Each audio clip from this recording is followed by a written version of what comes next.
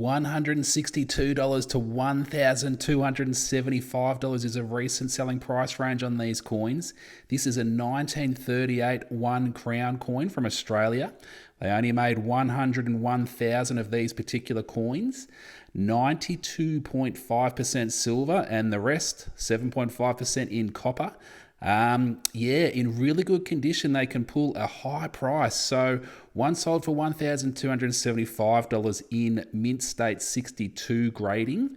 A Mint State 61 grading, so only one grading lower, sold for $765. So $500 difference in value in just one grading up in the condition. They are quite a large coin, and they can get banged up and get little scratches and things like that quite easily. So that's why the condition can play a big part, and they're quite rare, quite a hard coin to come by. And in good condition, they are quite desirable. And that's why I purchased this one. So maybe I'll get it graded myself and it might add a bit of value to it, but it would depend on where the grading comes out. But what do you think? Do you think the grading on this one's pretty good? On this side, awesome. This side's got a couple little scratches just behind the king's head there. But I think it's awesome. I love it.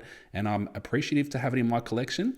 1938, they also made them in 1937 as well. They made just over a million in 1937. So the 1938s are rarer, but yes, also want to get a 1937 myself as well. Cool.